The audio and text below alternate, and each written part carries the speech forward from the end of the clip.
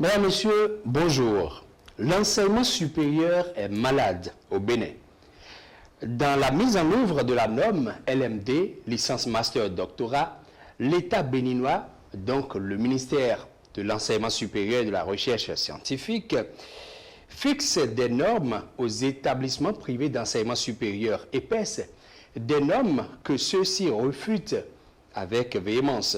Pour les responsables du PPS, patronat des établissements privés d'enseignement supérieur, et de l'ADPES, Association des établissements privés d'enseignement supérieur, eh bien, l'organisation des examens nationaux de licence et de master ne répond à aucun norme pour le LMD et donc selon le CAMES. Aujourd'hui, votre émission Ma Part de Vérité, pour plus d'éclairage, a décidé de rechercher l'avis de l'expert Alain Kapochichi. Docteur Alain Kapochichi, bonjour. Bonjour. Bienvenue chez nous. C'est un plaisir pour moi.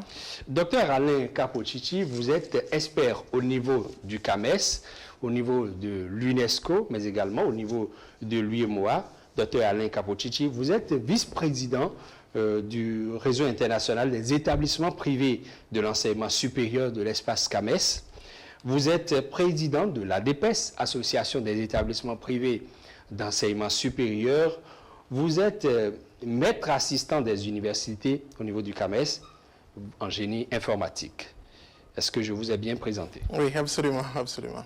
Docteur Alain Kapochichi, merci de répondre à notre invitation. Merci de venir éclairer l'opinion publique sur ce qui constitue aujourd'hui la crise du LMD au Bénin. D'aucuns ne comprennent pas forcément, malgré tout ce qui a été expliqué, ce qu'il se passe au juste. Mais d'abord, je voudrais parler de votre expertise. Vous êtes expert au niveau du CAMES, de l'UEMOA, de l'UNESCO. Comment êtes-vous devenu expert, Dr Alain Kapochichi? Merci beaucoup. Je voudrais saluer les téléspectateurs et dire combien de fois je suis heureux parce que vous savez, lorsque quelque chose se passe chez vous, on ne peut pas rester étranger à ce qui se passe. C'est vrai que j'avais un devoir de réserve, puisque j'ai signé des contrats avec certaines institutions comme le CAMES, l'UNESCO, etc. Et mes travaux sont terminés. J'ai rendu le dernier travail au Conseil des ministres de l'enseignement supérieur la semaine dernière pour le référentiel d'accréditation des formations ouvertes à distance qui parle du LMD, mais aussi de la qualité et autres. Ça a été validé par le Conseil des ministres. Et donc, je pense que maintenant, je pourrais... Le Conseil des ministres du CAMES. Du CAMES, qui a eu lieu à Yaoundé. Et donc, je suis maintenant à l'aise pour m'exprimer. Après, bien entendu, après avoir échangé vraiment avec les autorités. Et je pense que l'objectif de l'émission n'est pas de dire qu'on est pour ou on est contre. L'objectif de l'émission, c'est de dire qu'est-ce qu'on peut faire ensemble pour ne pas commettre des erreurs sur le long terme, en fait, pour nos jeunes diplômés. Comment on devient expert? C'est donc de nous rappeler d'abord les normes, ce qui devait être, et de dire par la suite, nous allons voir qu'est-ce qu'il faut faire pour que ça évolue. Voilà, c'est ça. Merci. Donc, on devient expert après un appel d'offres international. C'est-à-dire que quand, par exemple, il y a un référentiel des systèmes d'information à faire, quand il y a des activités importantes à faire, donc on fait appel à l'expertise internationale, et que ce soit l'UNESCO, l'UEMOA, organise des appels d'offres. Et c'est à la suite de ça que ceux qui se sentent capables de faire le travail postulent. Et sur sélection du dossier, on est sélectionné. Donc, j'ai eu l'occasion de réaliser pour le CAMES plusieurs travaux, notamment par exemple l'état des lieux des formations ouvertes à distance dans l'espace CAMES, l'état des lieux pour les systèmes d'information des universités de l'espace CAMES. J'ai réalisé, comme je le disais tout à l'heure, le référentiel d'accréditation des formations ouvertes à distance. Donc là-dedans, c'est comme si les formations en présentiel, on va les faire désormais à distance. Et donc, là-dedans, vous retrouvez tout le référentiel MD, mais aussi tout comment asseoir le dispositif pour qu'il y ait de la qualité dans la formation. J'ai travaillé pour l'UEMOA dans le cadre, en fait, du programme d'appui à l'enseignement supérieur.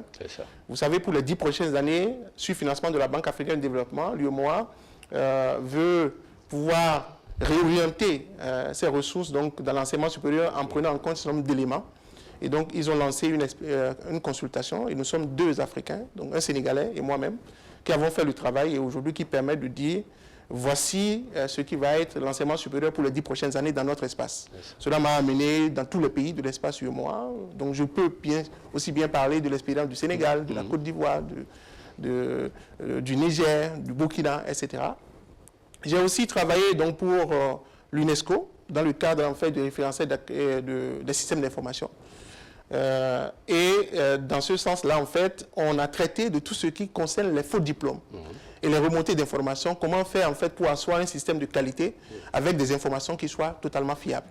Donc, c'est avec un plaisir. Et je pense qu'on ne peut pas avoir cette avance-là et laisser dire n'importe quelle chose et qu'on aille dans tous les sens. L'objectif, comme je l'ai dit, c'est de dire comment on fait pour qu'ensemble, on puisse trouver des solutions. Parce que quand on parle d'enseignement supérieur, on parle de l'avenir du pays.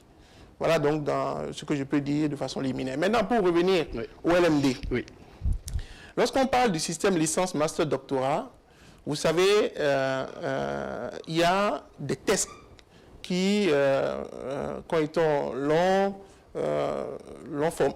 assis au Bénin. Donc, c'est ce que je peux dire d'abord. Et dans ce sens-là, on peut d'abord citer la directive de l'UEMOA, donc qui a instauré donc, le système licence, master, doctorat dans l'espace UEMOA. Donc, qui est une directive qui a donné des orientations et dans laquelle également les États, puisque c'est le Conseil des ministres en fait qui donne tout, les États s'engagent à respecter un ensemble de règles au niveau de l'espace. Pourquoi? Parce que, vous savez, quand vous formez, ce n'est pas uniquement pour vous. Les gens viennent chez vous. Il y a au Bénin, par exemple, il y a des étrangers.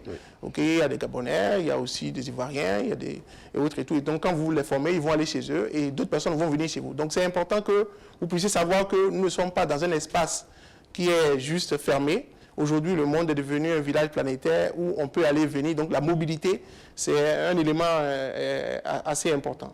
Maintenant, une fois que le décret et que la directive a été prise, vous avez au Bénin en 2010 le gouvernement donc, qui a pris un décret qui porte adoption du système licence master doctorat au Bénin.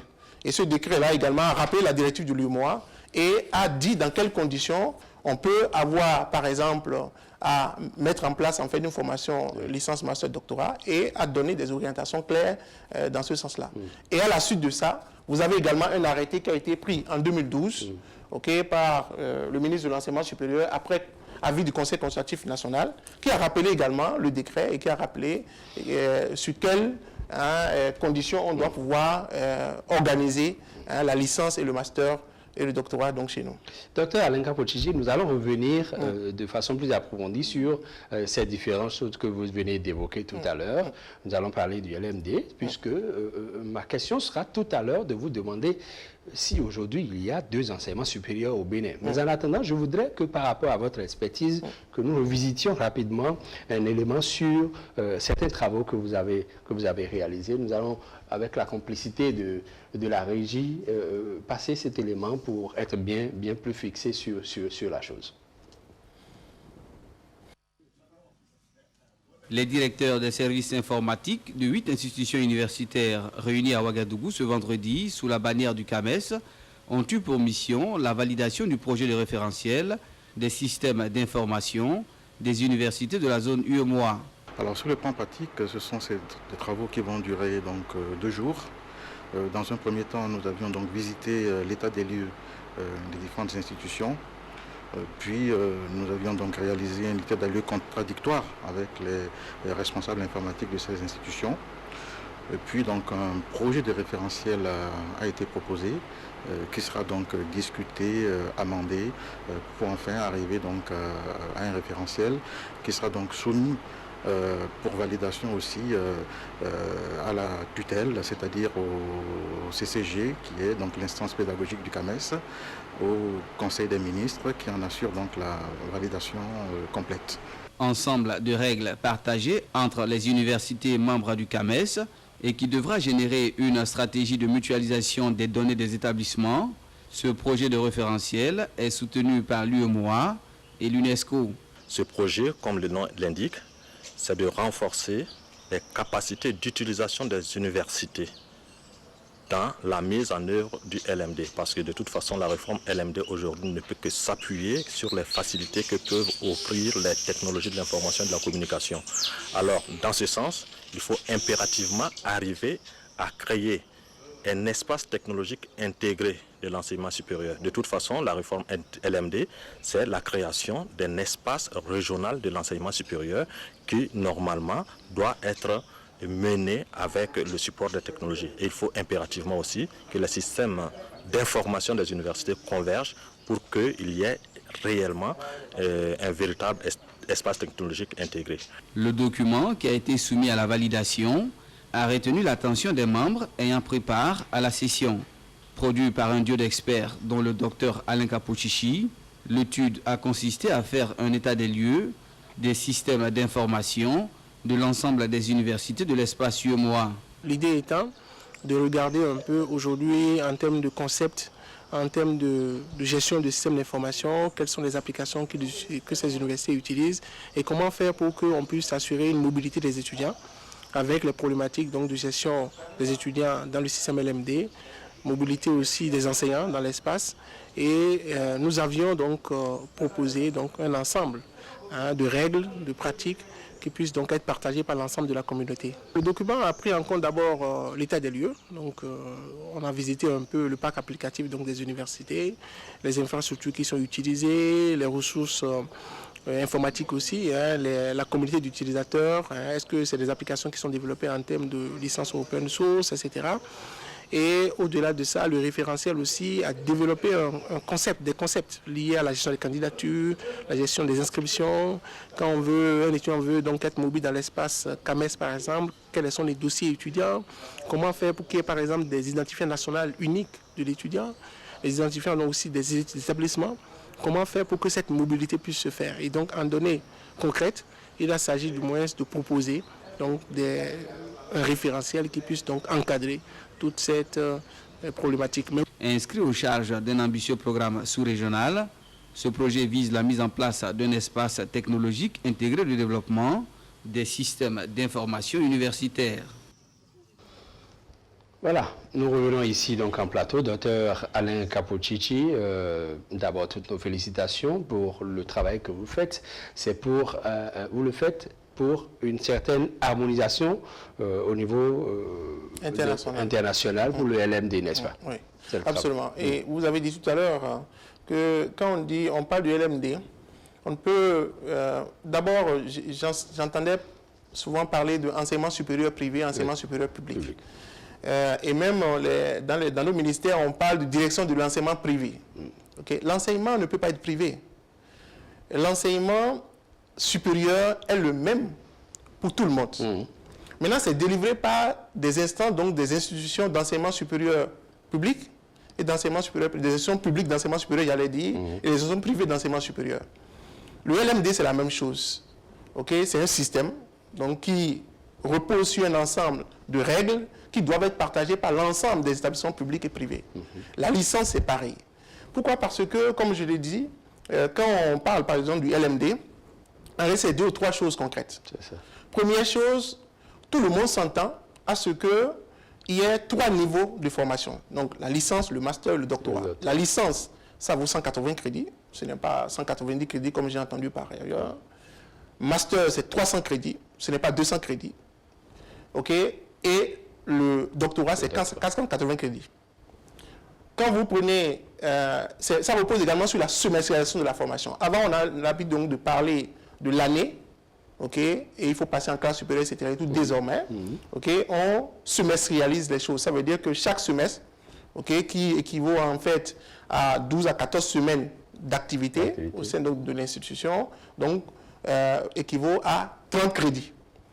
Le système de crédit, c'est un système fondamental parce que désormais, on dit que les étudiants peuvent, au regard d'un travail global qu'ils vont faire en termes de cours magistral, mais aussi en termes de travail personnel, individuel, désormais seront leurs aptitudes, leurs compétences qui vont être mises en avant. Et à la fin, quand ils font une activité, ça peut être une évaluation en termes de contrôle continu ou bien d'examen terminal, cela va valoir en fait des crédits qui sont à la fois capitalisables et transférables. Ça veut dire que désormais, l'étudiant qui, par exemple, a fait un semestre quelque part, peut sortir même du système, travailler un peu, revenir, ok, et c'est comme un capital qu'il a obtenu. Et donc, il peut aller n'importe où avec, il peut transférer ça dans n'importe quelle instance. Et donc, c'est assez flexible, ok, et donc, ce qui fait qu'on ne peut pas le régenter, le régir, de façon en tout cas systématique, comme on voudrait le faire. L'objectif du LMD, je crois, c'est quand même de faciliter les études. Voilà, c'est de faciliter les études, c'est de faciliter la mobilité. La mobilité. Okay? Et cela repose aussi sur une confiance que les différents établissements se font et cela repose également sur un système qualité qui doit être mis en place. Maintenant, quand on parle de la qualité donc dans le système LMD, ce n'est pas, puisque tout à l'heure vous avez parlé de l'État a mis en place quelque chose. Oui. Ok, non, l'État, ce n'est pas le ministère de l'Enseignement supérieur. L'État, c'est tout le monde.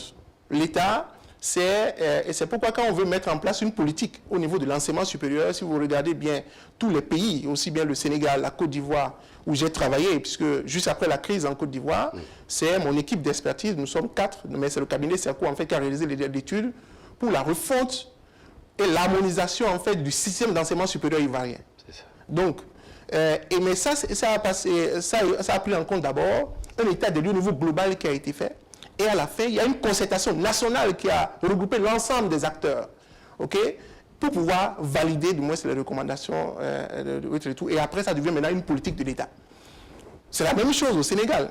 Le président Macky Sall a son programme, plan Sénégal émergent, mais après, quand l'état des lieux a été fait, il y a eu les assises de l'enseignement supérieur au Sénégal, et il y a eu des décisions présidentielles qui ont été prises après ces assises-là. Je crois que quand ma soeur a été nommée ministre, ça a été avec un grand plaisir. J'ai été la voix de la ministre de l'Enseignement supérieur. J'ai été la voix pour lui présenter mes félicitations. Et j'ai souhaité que nous puissions, au regard de ce qui se passe dans les autres pays, faire un état des lieux. Et à la suite de ça, que nous puissions, voir les orientations pour la modernisation en fait, du système d'enseignement supérieur béninois. Bon, maintenant, après, il y a eu des réformes qu'on a dit, on a des réformes qui ont été faites. J'ai dit, il est vraiment important de voir l'expérience des autres. Parce qu'on ne peut pas vivre de façon isolée. Vous avez des institutions qui travaillent comme l'UMOA, comme le CAMES, comme l'UNESCO. Il faut s'inspirer de ce qui se fait parce qu'il s'agit de créer une harmonie. Oui, docteur Alain Kabouchichi, je suis heureux que vous alliez sur ce pan-là. Ça veut dire que vous avez déjà fait une approche. Mais revenons maintenant aux tests. Quels sont les tests qui encadrent le LMD réellement au Bénin? Et que disent ces tests? Bon, tout à l'heure, je vous ai parlé en fait du décret en 2010, puisque quand on dit, bon, les établissements privés ne sont pas pour la réforme, les autres et tout, non. Ça veut dire qu'une réforme, quand elle est bien faite, bien pensée, etc., et tout le monde va adhérer parce qu'il s'agit de quelque chose qui nous engage tous. Il y a des chefs d'établissement, par exemple, vous avez des gens qui ont créé l'établissement depuis 30 ans au Bénin, il y en a qui ont depuis 20 ans. Et c'est des gens aussi qui sont capables de réflexion. Des gens qui ont fait le doctorat, des gens qui ont autre et tout, et qui sont capables aussi de contribuer. Donc, quand vous voulez faire quelque chose, vous les associez, ils vont s'asseoir avec vous pour réfléchir ensemble avec vous. Et après, ça devient quelque chose qu'on peut mettre en œuvre plus facilement. Donc, dans le cadre, en fait, donc, de ce décret, parce que j'ai entendu parler donc, que les établissements privés, par exemple, sont régis par un décret qui les isole du système. OK ? Alors que quand le LMD a été mis en place à travers le décret au Bénin, le décret dont les gens parlent en fait, qui est le décret 2008, qui parle du décret où on va avoir l'agrément, l'habilitation et puis l'homologation, ce décret-là, je peux vous dire que c'est un décret qui a été abrogé.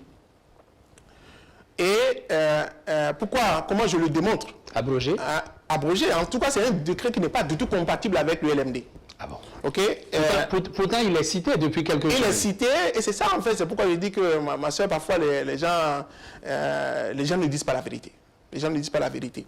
Le régime en fait qui est adopté par le LMD, c'est le régime d'habilitation. Ce n'est pas le régime d'homologation. Et donc quand les tests ont été pris, et là j'ai le décret 2010 avec moi, et quand on prend un décret, si un test est en vigueur au moment où le décret est mis en place, on le cite. C'est ça. On a le décret 2008 qu'on dit aujourd'hui qui nous encadre, alors qu'on est en 2010, le test a été pris. Le décret qui a été cité, qui concerne les établissements privés, c'est le décret 2001-161 du 3 mai 2001 fixant les conditions générales de création, d'ouverture, d'extension, de transfert, de fonctionnement et de fermeture d'un établissement privé d'enseignement supérieur, universitaire, parascolaire, parauniversitaire et procédure administrative. Le décret 2001-165 du 18 septembre 2001 portant création et organisation des 2 universités nationales en République du Bénin. Vous voyez donc que l'esprit du décret, c'est que ça concerne aussi bien le public que le privé. Et ensuite, on a cité la directive de l'UMOA portant adoption du système licence master doctorat. Ça, c'est le décret 2001-161. Voilà, ça dit que c'est le décret qui a été pris par le président de la République en 2010. Oui. Et donc, normalement, si le décret 2001, qui, lui, prône donc l'habilitation, n'était pas valable, on n'allait pas du tout le citer, puisque le 2008 n'est pas apparu ici. On va plus loin. Quand on prend l'arrêté qui a porté organisation du diplôme de licence dans l'enseignement supérieur, vous avez bien vu, on n'a pas dit l'enseignement supérieur privé ou bien l'enseignement supérieur de façon générale. Donc il n'y a pas 2 heures d'enseignement supérieur. Il n'y a pas 2 heures, il ne pourrait même pas avoir 2 heures d'enseignement supérieur. Il n'y en a qu'un seul. Et là-dedans, vous voyez bien encore, et ça a été signé le 31 décembre 2012. Oui. Donc je suppose que le décret, les gens se sont trompés, etc. Et tout. Et là encore, c'est vu le décret 2009-61 du 3 mai 2009 fixant les conditions générales de création, d'ouverture, etc. Le même décret cité tout à l'heure. Oui, le même décret cité tout à l'heure. Et ensuite, vous avez l'arrêté portant attribution, organisation et fonctionnement de l'Université d'Abomey-Calavi, l'arrêté portant attribution et fonctionnement de l'Université de Parakou. Et il a été clairement dit dedans que l'article 1er, que le diplôme de licence est délivré conformément aux dispositions du présent arrêté. Donc, en réalité, il n'y a pas de licence pour le privé, licence pour le public. C'est le même. Et les conditions dans lesquelles, en termes de programme, comment ça doit être, l'offre de formation doit être présentée, tout a été cité dans ce décret. Et vous avez une disposition même qu'il faut rappeler, c'est la disposition qui dit, à la fin, donc l'article 32 qui dit, le directeur général de l'enseignement supérieur, les recteurs et les présidents d'université et les responsables des institutions supérieures d'enseignement supérieur des secteurs publics et privés sont chargés, chacun en ce qui le concerne, de l'application du présent arrêté qui abroge toute disposition antérieure contraire. Donc vous voyez bien donc que ce que nous disons, ce n'est pas quelque chose qui est inventé. Et donc ces tests-là, on doit pouvoir les utiliser parce que ça ne crée pas en fait un système d'enseignement supérieur à 2 vitesses. Docteur Alain Kouaji, les tests, les voilà. Vous les avez cités, vous les avez évoqués, cités. On a démontré qu'ils existent, ces tests. Le décret 2008 n'est pas évoqué. Dites-moi, le Conseil des ministres a-t-il alors été trompé? Bon, j'ai l'impression que, vous savez, lorsqu'on veut faire quelque chose, il faut le faire de façon propre. Et si on veut même en arriver à faire un examen, il y a des manières en fait de procéder. Et nous avons commencé à dire, puisque effectivement, manifestement, vous avez vu qu'on a parlé du décret 2008, qu'aucun établissement, il faut aller à l'homologation pour pouvoir signer ses diplômes. Vous savez, même quand vous avez l'homologation, je suppose que l'Université d'Abomey-Calavi, par exemple, qui, on a dit même, qui a été créée par décret, ne peut pas créer n'importe quelle forme de formation et signer n'importe quel diplôme. Ce n'est pas comme ça que le LMD est organisé. L'Université d'Abomey-Calavi aujourd'hui décide de créer une formation. Le comité d'habilitation au niveau de l'université va d'abord, M. Pierre, avec une instance, habilite la formation. Et ça doit passer, et l'arrêté le dit, l'arrêté dit que la mise en œuvre de chaque offre de formation, l'article 28, la mise en œuvre de chaque offre de formation en licence est soumise à une homologation préalable par le Conseil consultatif national de l'enseignement supérieur. Cela veut dire quoi? Et dès lors que le Conseil national de l'enseignement supérieur a homologué ou bien habilité cette offre de formation, c'est l'offre de formation en fait qui est homologuée. Donc dès lors que c'est homologué, en réalité ça devient un diplôme national et à la suite de ça, maintenant le ministre de l'enseignement supérieur prend un arrêté le régissant. Et c'est ce que le public comme le privé doit faire. Les privés le font déjà, normalement, et c'est ça qui permet d'avoir l'habilitation au niveau national, devant le Conseil consultatif national, qui est rappelé là, et ensuite, pour les établissements qui le veulent, qui vont au CAMES pour avoir l'habilitation sous-régionale. Donc, on peut avoir, même l'homologation dont on parle et autres, et tout, on ne peut pas signer n'importe quel diplôme. L'offre de formation est assez précise. En fait, il n'y a pas de diplôme. On ne peut pas vous donner carte blanche pour une formation. Vous voulez créer une formation se crée parce qu'on a identifié des besoins en termes de formation dans le pays, des besoins de compétences, et l'offre de formation doit répondre à ces besoins. En même temps, il y a une équipe, il y a un responsable de la formation, il y a un ensemble de règles que ça doit pouvoir respecter pour qu'on puisse avoir la validation des crédits, etc. Et tout. Mais ce qu'on nous propose aujourd'hui, c'est ça le principe. Ce qu'on nous propose aujourd'hui, c'est qu'on a décidé de créer une formation, SNILO comme ça, on dit, bon, licence en informatique. Vous savez, dans le monde, partout dans le monde, aujourd'hui, les diplômes nationaux ne sont des diplômes nationaux que quand ça passe devant le Conseil consultatif national. Et ce n'est pas le ministère qui porte un diplôme devant le Conseil consultatif national. C'est qui? C'est une université, c'est une institution d'enseignement supérieur forcément, parce que les diplômes d'université, parce qu'on doit savoir qui, en réalité, c'est sur le sceau de qui le diplôme est établi. Et on peut avoir toute l'évolution après en termes d'insertion professionnelle jusqu'à l'entrée, jusqu'à l'insertion professionnelle. Et donc aujourd'hui, ce qu'on nous propose, c'est que voilà, il y a un diplôme qui est créé. C'est qui le responsable de la formation? C'est qui porte le diplôme? Quelle est l'université qui porte ce diplôme-là?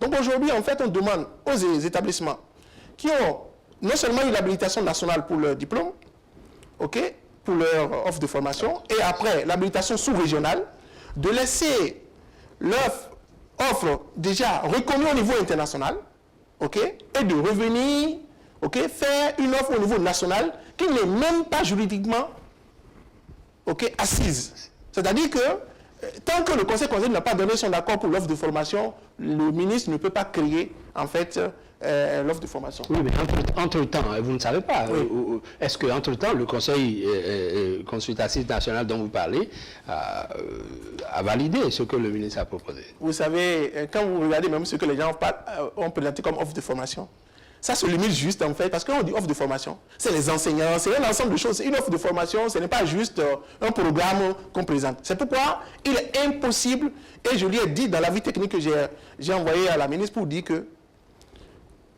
il faut forcément qu'une offre de formation soit rattachée à une université. Maintenant, on peut souhaiter que d'autres établissements puissent faire la même offre de formation. Et là, ça se fait de deux manières.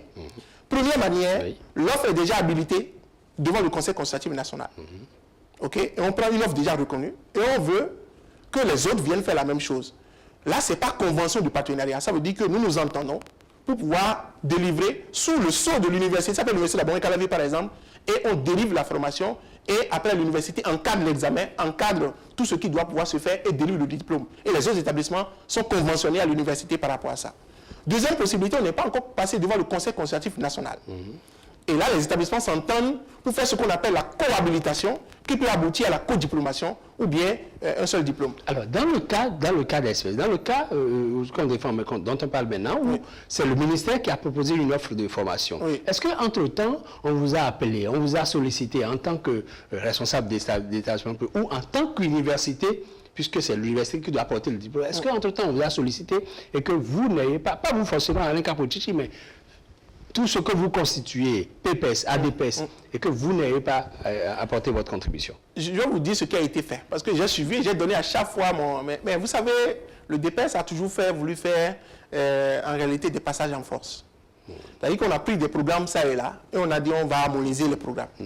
Mais ça doit, quand on crée une offre de formation, ça doit reposer pour que juridiquement ça soit assis sur quelque chose. C'est ça. Vous comprenez?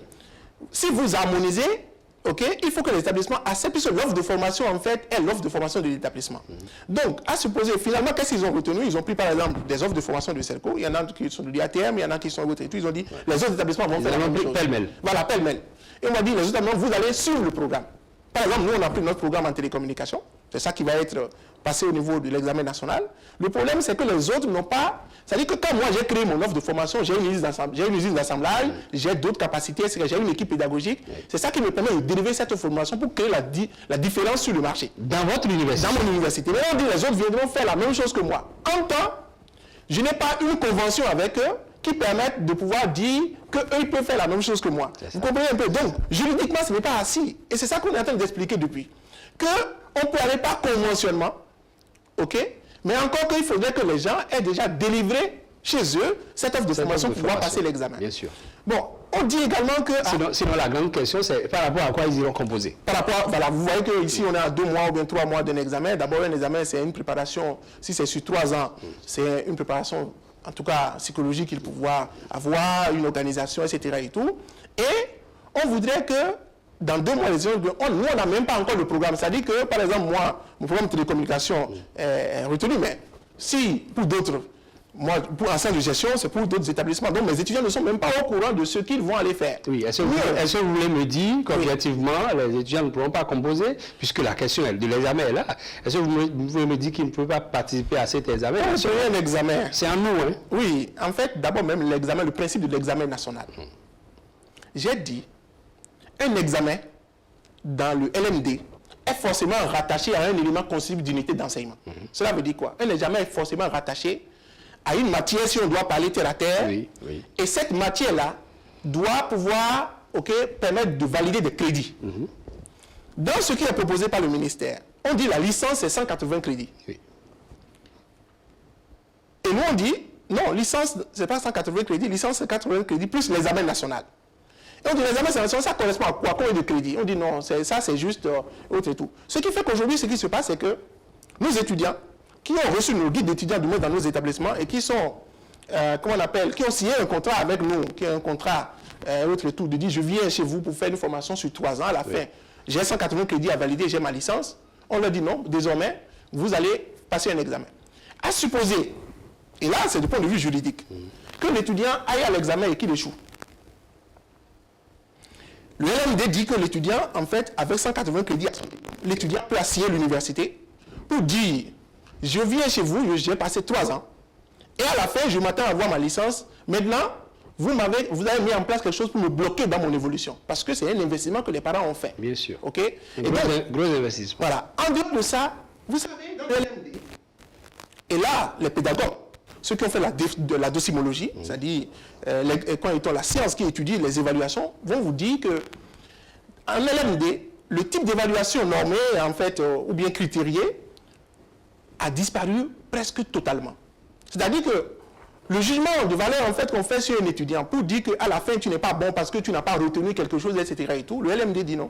L'évaluation doit être formative parce que l'objectif ce n'est pas de sanctionner. L'objectif d'un examen, c'est à la fin de l'examen, tu sais ce qui te manque en fait pour t'améliorer. C'est comme si par exemple tu vas en fait à l'hôpital et tu fais des examens et le docteur se contente juste de dire monsieur vous avez 12 à tel niveau et puis c'est bon, vous pouvez partir. Non. Le rôle de l'analyse de l'examen, c'est de te permettre de dire, tu souffres de tant, et autres. C'est pourquoi, en fait, le LMD dit, l'évaluation doit être une évaluation diagnostique au départ. Ensuite, on va accompagner l'étudiant pour que ça soit formatif. Et c'est le contrôle continu. Ça veut dire que chaque semestre, l'étudiant valide et puis continue. Et c'est en termes de compétences qu'il organise, en fait, son parcours. Et donc, aujourd'hui, l'examen qui devient comme ça, éliminatoire, c'est-à-dire que tant que tu n'as pas ton examen, tu n'a rien, vous savez, le fait de penser que l'examen, qui classe aujourd'hui, beaucoup de personnes en fait ont compris qu'il faut associer tout le système. Et l'article en fait, qui le cite dans l'arrêté qui a été pris au niveau du Bénin, le dit de façon claire. Je peux vous l'article 20 de l'évaluation des apprentissages, le chapitre 4, c'est de l'arrêté. Dit les unités d'enseignement de chaque semestre doivent être évaluées. Le contrôle des apprentissages est organisé sous forme de contrôle continu et ou terminal. Et il précise, l'examen terminal se déroule à la fin du semestre. Ça, c'est la norme. C'est la norme qui est nationale et internationale. Et l'arrêté le dit. C'est la norme du CAMES? La norme du CAMES de tout le monde. C'est la norme au niveau mondial. Oui, mais le ministère de l'Enseignement supérieur au Bénin dit que le CAMES n'est pas au-dessus du pays. Non, ce que les normes du pays peuvent être spéciales. Oui, sauf que en fait, vous bloquez la mobilité des étudiants, sauf que vous développez quelque chose en fait qui remet en cause, vous savez, on a mis dans la tête des jeunes Africains, des jeunes Béninois, que le diplôme, c'est quelque chose en fait qui est extraordinaire. Et que, voilà, c'est le diplôme ou rien du tout. Aujourd'hui, ce sont les compétences.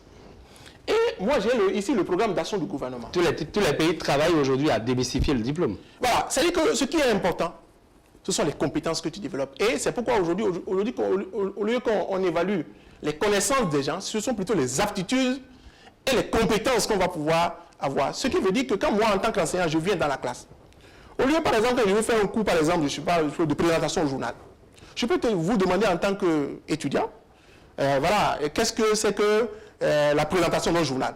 Et vous allez me citer, et tout. Et on a même dit qu'au bout d'un certain temps, les connaissances qui sont acquises de cette manière-là, l'étudiant oublie totalement. Par contre, je peux vous dire, présentez-moi un journal, je vais voir. Donc, c'est le savoir-faire en action. Et l'enseignant qui vient enseigner, l'enseignant dit par lui-même déjà, à la fois sa méthode d'enseignement, mais aussi la méthode d'évaluation. Ce qui fait qu'aujourd'hui, on peut avoir pour autant de formateurs, autant de modes et de méthodes d'évaluation.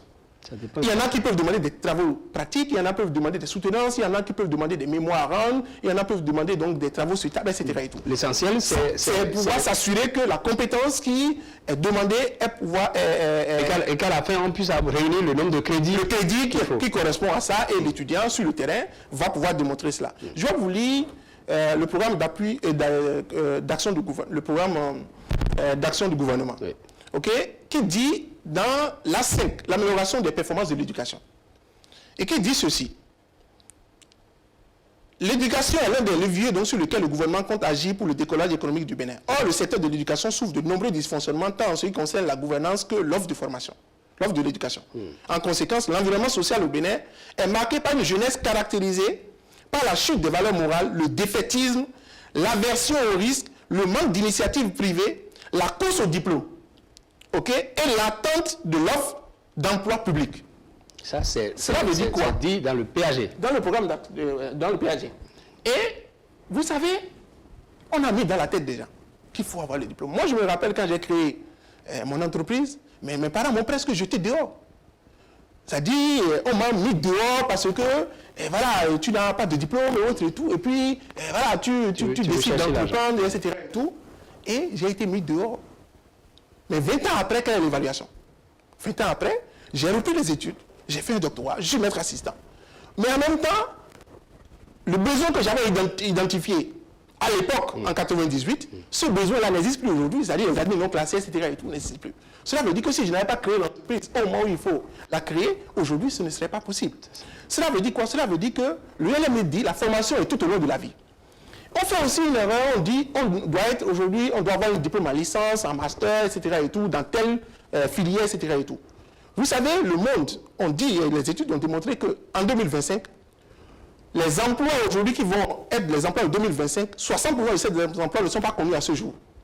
Et nous arrivons en fait à une étape où les gens peuvent faire plusieurs activités. Oui. Vous comprenez un peu? Il y a de nouveaux emplois aussi. Il y a de nouveaux emplois qui sont créés, il y a une adaptation. Et donc il faut préparer l'étudiant à pouvoir s'adapter à son environnement et créer par lui-même. Et je suis entrepreneur, donc je peux connaître mieux que quiconque en fait ce dont on parle. J'ai été élu meilleur jeune entrepreneur de la CEDEAO, pas la CEDEAO en 2010, pour l'innovation. Cela veut dire quoi? Cela veut dire qu'il faut rompre dans la tête de nos jeunes pour dire que le diplôme, c'est un document. Mais ce qui est important, ce qui doit être valable, c'est ta compétence, ton savoir-faire. Comment est-ce qu'en activité, en situation, tu arrives du moins à résoudre des problèmes. Donc c'est de ça qu'il s'agit. On a parlé également de la fonction publique, que les gens n'arrivent pas à passer les examens et quand il y a les concours au niveau de la fonction publique et autres et tout. Vous voyez, le PAG a vraiment situé le problème, l'attente de l'offre publique. On doit pouvoir dire, dans la fonction publique au Bénin, il y a 80 000 personnes.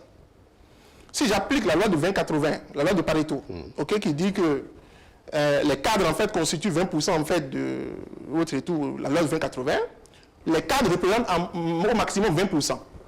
Donc 20 000. Hein? Peut-être 15 000, on va dire 15 000.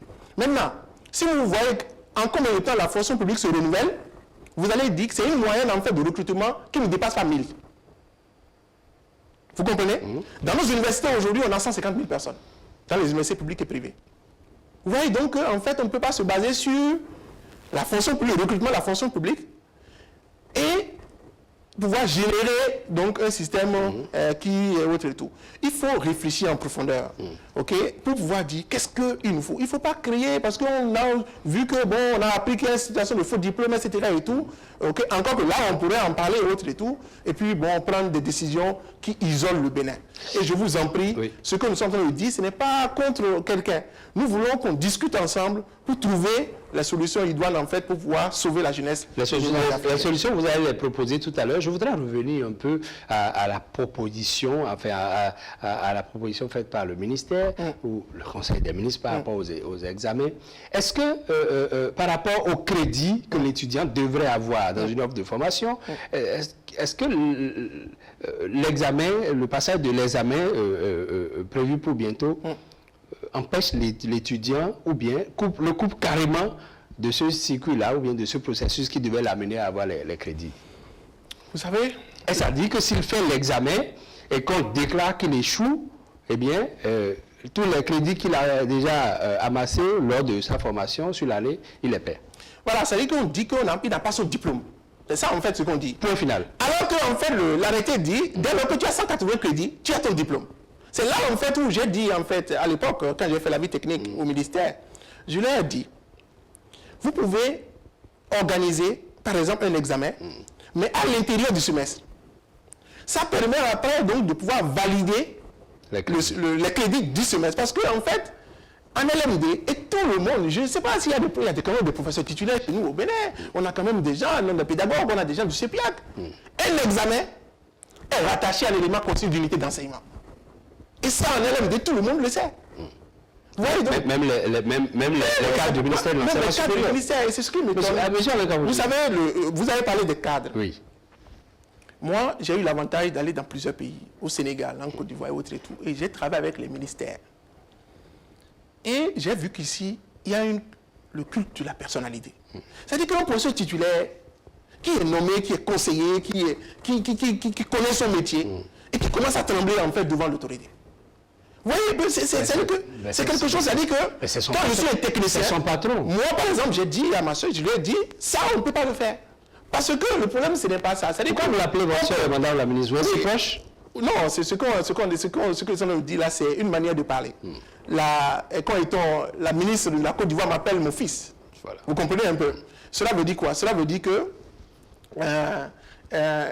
c'est une manière en fait de dire que quand il y a la vérité quelque part, le ministère peut faire l'examen, mais ça va amener plus de problèmes que si on va s'asseoir maintenant pour trouver ensemble comment on fait, pour aller de l'avant. Dans les examens, là, vous ne créez pas par hasard des échecs massifs au niveau non, je ne parle pas de vous forcément, c'est cool, mais vous êtes là en tant qu'expert et ADPES. Oui. Il y a le PPS aussi. Alors, est-ce qu'au niveau des universités, là, vous ne créez pas des échecs? C'est pas pour ça que vous fouillez? Les universités du PPS, c'est les meilleures universités aujourd'hui dans la sous-région. Et je vais vous le montrer tout. C'est-à-dire que quand on parle d'examen, bon, le privé n'a pas avoir peur de l'examen quand ça réunit le public et le privé. Au CEPE, qui sont les meilleurs aux examens? C'est le privé. Au BPC, les statistiques existent. Qui sont les meilleurs entre privé et public? C'est le privé. Au BPC, vous allez au bac, au BTS. Donc, en réalité, on veut juste que les règles soient les mêmes. Non, c'est-à-dire que pour faire un examen, au niveau de l'enseignement supérieur, je vous ai dit, ce n'est pas le contrôle des connaissances. C'est le contrôle des aptitudes et des compétences. Et ça, c'est qu'on suive les normes. C'est qu'on suive les normes. C'est-à-dire que pour pouvoir le faire, on peut le faire, mais à l'intérieur du semestre, en ayant des objectifs pédagogiques bien ciblés. La méthode d'enseignement, la méthode d'évaluation est conçue en fonction même de la méthode d'enseignement. Dans l'enseignement supérieur privé, il vous est aussi reproché, mais là, je l'ai entendu plusieurs fois déjà, et même récemment, que vous ne disposez pas des professeurs qualifiés. Il vous est fait obligation d'avoir, par exemple, 60% de professeurs permanents. Mais pourquoi les universités privées au Bénin n'ont pas ce quota-là?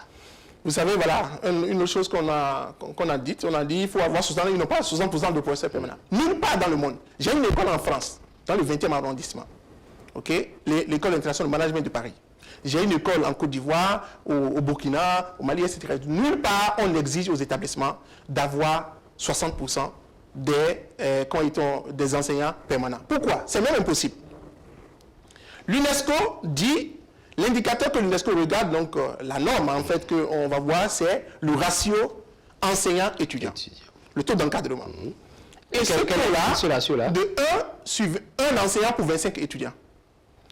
Ça veut dire quoi? Ça veut dire que si vous avez par exemple 800 étudiants et que vous avez 80 enseignants, il vous faut, en appliquant donc ce ratio, il vous faut en réalité 15 enseignants. Ce qui équivaut en réalité à 20% au maximum, d'enseignants permanents que vous devez pouvoir avoir. Mais les nôtres ici, quand ils font les règles, d'abord on ne regarde ce qui se passe, on ne regarde pas ce qui se passe ailleurs. Et on crée les règles parfois pour rançonner. C'est-à-dire qu'on sait que vous ne pouvez pas avoir cette règle-là. C'est-à-dire que vous ne pouvez pas, même l'université n'a pas 60% en fait d'enseignants. Ce n'est pas possible parce que nous faisons des formations professionnelles. Ce n'est pas le fait d'accumuler des docteurs qui est le problème. Ce qui est important, quand j'ai par exemple une formation en comptabilité. Ce qui est important pour moi, c'est d'avoir effectivement 2 ou 3 chercheurs, donc docteurs ou bien professeurs, etc. et tout, qui vont enseigner l'économie, les sciences fondamentales, etc. et tout. Mais une fois qu'on a dépassé ça, j'ai besoin de fiscalistes, j'ai besoin de comptables agréés, praticiens, j'ai besoin d'experts comptables, j'ai besoin d'informatistes, j'ai besoin vraiment des gens qui sont au fait. Et là, c'est les spécialistes qu'on va aller prendre. Et donc, on a vraiment ce décret-là dont il s'agit là. Après, ben, vous savez, ça a été abrogé parce que les gens eux-mêmes se sont rendus compte que ça ne fait pas la référence. J'ai ici, par exemple, ici, le référentiel, ok, vous avez vu de l'Autorité nationale d'assurance qualité du Sénégal, ok, qui est le référentiel pour l'évaluation des programmes. Nulle part dedans, vous n'avez un autre et tout. Et en plus, quand on parle de la qualité ne se décrète pas. La qualité non plus n'est pas un audit qu'on fait en fait au système. La qualité, c'est un processus de transformation. Ça veut dire quoi? Ça veut dire que pour pouvoir asseoir une qualité, il y a des références. C'est-à-dire que vous avez un ensemble de critères qui sont en réalité dans un référentiel élaboré. Le CAMES a son référentiel. Et normalement, l'Autorité nationale d'assurance qualité au Bénin aussi doit avoir un référentiel. Et ce référentiel-là, c'est là-dedans qu'on voit l'ensemble des critères qu'on doit pouvoir avoir pour vous dire qu'on est dans les normes. Donc, ce n'est pas le ministère qui décrète quelque chose, du moins dans un document, puisque les normes évoluent, ok, et donc, il y a une adaptation qu'on doit pouvoir faire. Mais mieux, quand on a dit que la qualité, c'est un processus de transformation, c'est que quand on a vu, par exemple, que vous avez un déficit quelque part, l'objectif, c'est de vous accompagner. Comment on fait pour accompagner les établissements pour qu'ils deviennent meilleurs? Le rôle de la qualité, ce n'est pas du simple qualité, c'est vraiment de sanctionner. C'est d'accompagner pour que vous deveniez meilleurs, mieux que vous étiez au moment où vous avez été. N'y a-t-il aucune disposition au niveau du ministère ou au niveau de... Oui, c'est le ministère qui représente l'État pour accompagner les étudiants des universités privées à avoir ce quota-là de professeurs permanents? Vous voyez c'est ce qu'on est en train de dire. Vous savez, moi j'étais au Conseil des ministres de l'enseignement supérieur la semaine dernière où le ministre sénégalais, le ministre de la Marichou Niang, le ministre du Sénégal dit, chez nous, au Sénégal, les écoles publiques et privées sont d'égale dignité. Et vous voyez, tel qu'on vend l'établissement, même vous êtes fiers. Ok, et nous allons aller nous installer au Sénégal. Il m'a dit, vous avez les terres qui sont disponibles, etc. et tout, pour mettre en œuvre votre projet. Mais qu'est-ce que je voulais dire par là? Quand l'ANAQ-SUP, qui est l'autorité nationale d'agence sur qualité du Sénégal, fait le travail pour dire, par exemple, telle école doit être accompagnée, le ministère maintenant met les infrastructures, l'accompagnement qu'il faut, invite le promoteur pour dire comment on va faire pour vous accompagner, pour que vous deveniez meilleur. Vous comprenez un peu? Oui. Parce que l'objectif, c'est d'accompagner. L'objectif, c'est d'accompagner. L'objectif n'est pas de sanctionner, l'objectif, c'est vraiment d'accompagner. Vous savez, les écoles privées sont importantes. Pourquoi c'est important? Parce que avec la massification des effectifs étudiants, je l'ai écrit dans un ouvrage qu'on appelle « Quelle université pour quelle Afrique ?» Avec la massification des étudiants, des effectifs étudiants, l'État ne peut plus répondre aux besoins de l'enseignement supérieur lui seul. Ça va être difficile. OK. Depuis 1995, le nombre d'étudiants à l'université, en tout cas au Bénin, double tous les 5 ans. En 1995, on était à maximum à 20 000 étudiants. Et aujourd'hui, on est à près de 150 000. Et donc, dans 5 ans, nous allons doubler l'effectif. Et donc, de façon stratégique, on dit, au lieu que l'État investisse beaucoup d'argent à chaque fois pour pouvoir former de nouveaux professeurs et tout, avec le risque que les étudiants s'inscrivent dans des filières traditionnelles qui ne sont pas des filières professionnelles. Aujourd'hui, à l'université, vous avez environ 18 à 20% seulement des formations qui sont des formations professionnelles. Ça veut dire que les enfants, l'État met des bourses, l'État a investi beaucoup d'argent dans l'enseignement supérieur, mais elle a fait. Les étudiants sont juristes, sociologues et comptables. Quand vous lancez, vous avez 20 000 sociologues qui se présentent, alors que vous avez besoin peut-être de 100. Donc, l'économie n'a pas besoin de 6 temps, okay, de personnes. Et donc, il y a un coût unitaire de formation. La Banque mondiale dit qu'un étudiant à l'université d'Abomey-Calavi, et là c'est une étude que j'ai de la Banque mondiale, okay, et l'étude dit clairement que quand on regarde combien coûte un étudiant à l'université d'Abomey-Calavi, okay, ça varie en fait de 400 000 francs jusqu'à 3 millions.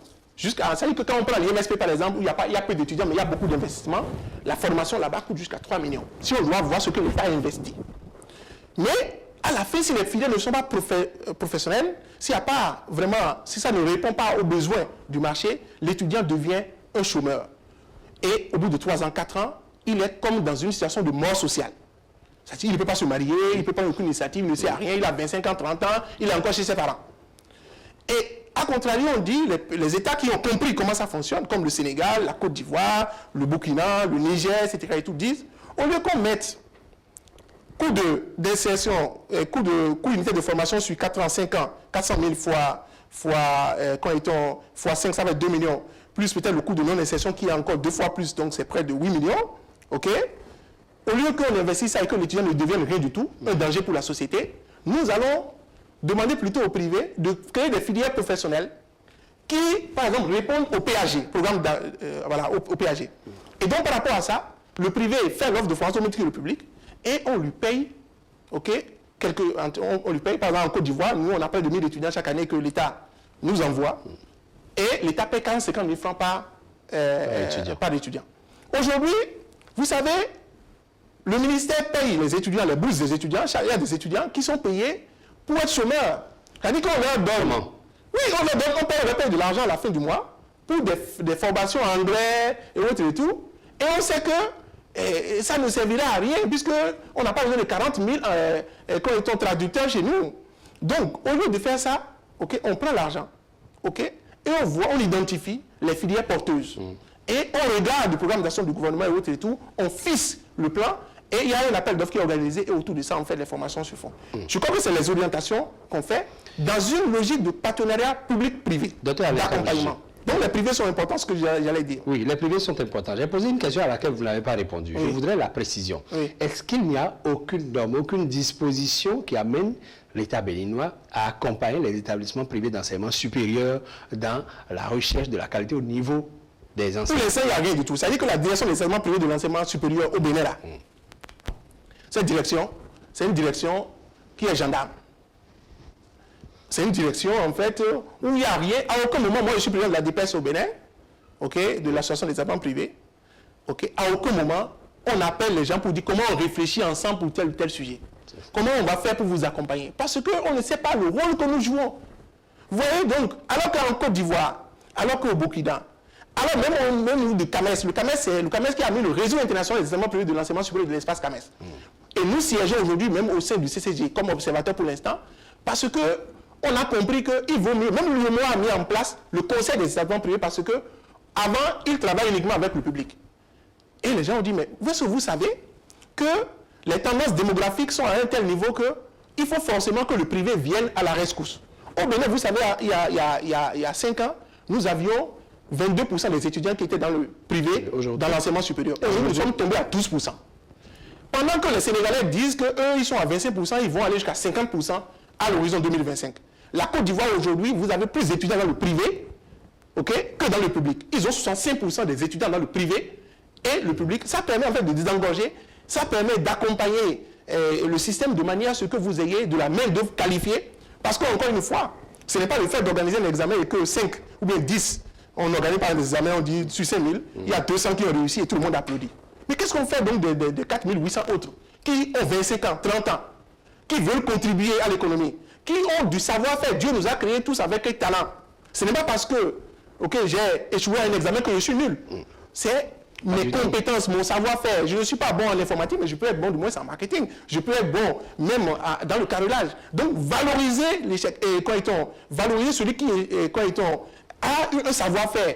La culture de l'échec que nous avons, de la compétition, ce n'est pas normal et ça fait que nous n'avançons pas comparativement aux pays anglo-saxons. Quand il y a eu un fort taux d'échec lors de certains examens ici, tout le monde applaudit. On a applaudi. On a oublié que l'État a mis des milliards pour finalement dire que c'est rien du tout ce que j'ai fait. L'enseignant même aussi qui a formé, comment tu peux avoir enseigné? Moi, depuis cette année, j'ai commencé à enseigner à l'université d'Abon-Calavi, mais comment je peux avoir enseigné dans une classe où il y a 1000 personnes et à la fin 10 seulement ont réussi et moi, même en tant qu'enseignant, je n'interroge pas mes pratiques pédagogiques. Je ne vois pas comment je vais faire pour accompagner. Vous savez, il y a une étude qui a été faite au Canada, qui dit que quand on fait des cours magistraux aux étudiants, 24 heures après, les étudiants ne retiennent que 5% de ce qu'on leur a enseigné. Et que plutôt, il faut aller à la pédagogie active. Il faut aller aux pratiques, en fait, qui mettent l'enfant en situation de résolution de problèmes. En pédagogie par projet.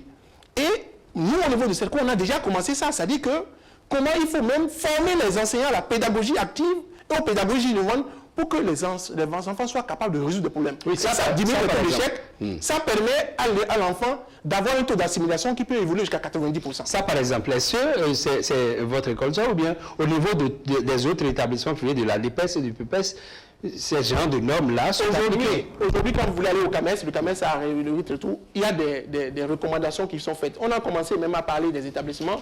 Vous savez, on a dit qu'il y a des établissements au Bénin qui ne sont pas que l'établissement... Il n'y a qu'un seul établissement qui a l'accréditation, en tout cas la reconnaissance de ses diplômes au niveau du CAMES, ça expire dans 6 mois. Ça, c'est faux. Et c'est quelque chose que n'importe quel parent sur le site web du CAMES peut vérifier. Voilà. Donnez-nous cette clarification-là. Il doit y avoir 3 ordres, n'est-ce pas? Voilà. D'abord, vous avez les établissements qui ont la reconnaissance de leur diplôme au niveau international. Lesquels? OK. Nous en avons 7. On peut les citer? Oui. Vous avez l'école supérieure de génie civil Vili-Chagrin, qui a son diplôme, donc cette diplôme en fait, reconnaissance de ce diplôme donc, qui expire jusqu'en 2019. Vous avez SGIS. La reconnaissance expire jusqu'en 2021. Vous avez l'ESM, École supérieure de management. La reconnaissance expire jusqu'en 2019. Vous avez l'Institut CERCO. La reconnaissance expire jusqu'en 2022. Vous avez l'ISM à Donaï. La reconnaissance expire jusqu'en 2019. Vous avez l'Institut supérieur des métiers de l'audiovisuel. La reconnaissance ISMA. La reconnaissance expire jusqu'en 2019. Et vous avez PIGI Bénin. La reconnaissance expire jusqu'en 2022. Ça, c'est le premier ordre d'établissement. Ça, c'est le premier niveau. Et donc, ces écoles-là ont le même niveau que HEC Paris. Parce que les RLD, vous savez, la convention quand ils étaient d'Arusha, ça dit que c'est une convention au niveau sous-régional qui vous permet la mobilité internationale. Aujourd'hui, moi, il y a des étudiants qui sont aussi en Chine. Vous savez, le gouvernement a envoyé une mission en Chine, avec le ministre des Travaux publics, le ministre des Finances, et ils sont allés à l'école polytechnique Ningbo en Chine. Ils ont visité l'école qui doit accompagner le port, etc. et tout. Et ils ont vu des étudiants qui sont venus de l'Institut CERCO, qui sont dans cette école, qui parlent couramment chinois, mais ils ont été formés chez nous, ils ont poursuivi leurs études là-bas. Donc c'est une mobilité, c'est une reconnaissance qui s'établit à partir de la reconnaissance au niveau du CAMES. Vous prenez l'ISMA par exemple. L'ISMA, vous avez une salle de cinéma, même à l'intérieur de son école. Il y a des règles qu'il faut respecter. Vous avez des étudiants américains, des étudiants européens qui viennent faire des semestres et qui repartent parce que c'est un système de mobilité internationale. Donc ça, c'est le premier niveau des écoles. Vous avez le deuxième niveau. Je vais me rappeler, vous avez une école comme l'ISM à Donaï. Est-ce que vous savez qu'il y a une salle de marché que la Bourse régionale des valeurs mobilières a installée au niveau de l'ISM à Donaï? Cela veut dire quoi? Cela veut dire que des écoles béninoises excellent. Quand vous allez à CERCO, vous allez voir même une unité d'assemblage à l'intérieur de l'université. Ça veut dire quoi? Ça veut dire que nous avons compris ce qu'il faut pour que nos enfants soient des élites de demain. On parlait du deuxième niveau. Le deuxième niveau, c'est les écoles qui ont l'habilitation nationale. Donc, qui ont fait passer leur diplôme devant le Conseil consultatif national. Elles sont combien? 52. Avec ce que le ministère, avec les normes que le ministère a élaborées, les normes que nous contestons. Mais, suivant ces normes-là, on a dit que c'est 52 qui sont bien. Maintenant, vous avez le dernier niveau. Ceux-là également, la reconnaissance, normalement, aujourd'hui, on leur demande de prendre des diplômes qui ne sont pas leurs diplômes, leur filière, et qui ne sont même pas reconnus juridiquement. On leur demande en fait de pouvoir passer ça. Alors qu'on peut même les encadrer à faire les examens sous la surveillance même du ministère, c'est le ministère des doutes. On peut envoyer les gens dans les équipes pour contrôler, etc. et tout, de manière à accompagner les écoles à devenir meilleures. Elles doivent faire la centaine, non, ces écoles-là? 52, non, eux sont 52. Maintenant, vous avez le dernier niveau des gens qui sont, puis il y a 108, vous avez moins les 52, donc il y a environ 110. Eux, le ministère leur a donné les autorisations. Et il se trouve qu'ils ne sont pas dans la norme, d'après le ministère. Deux possibilités. D'après le ministère? D'après le ministère. Pas d'après vous? Moi, je ne sais pas. Mais ce que je peux dire, c'est que lorsque vous avez des gens qui sont dans cette situation, soit vous les fermez, ce serait un gâchis parce qu'il y a une équipe, il y a un ensemble de choses, et tout, soit vous les accompagnez.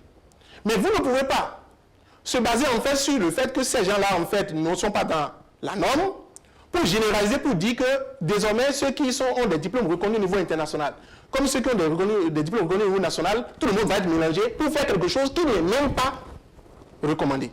Vous voyez un peu, donc, ça c'est quelque chose que tout le monde peut constater. Maintenant, on fait les examens. Oui. Docteur Wenka Pochichi, il semblerait que pour cet examen dont on parle, les étudiants doivent payer de l'argent. La question est arrivée il y a quelques jours. Les établissements privés sont contre le fait que les étudiants payent de l'argent. Tout le monde sait que pour la co-scienture, les étudiants payaient déjà de l'argent et la même somme. Bon, moi, j'entends souvent les gens dire les privés ont de l'argent. Vous savez, aujourd'hui, dans les écoles privées, ceux qui envoient leurs enfants dans les écoles privées, c'est les parents pauvres qui sont intelligents. Ah bon? Je vais vous expliquer. D'abord, l'université est restée sélective en prenant ceux qui sont les meilleurs, donc on va prendre ceux qui ont 12, 14 et autres et tout.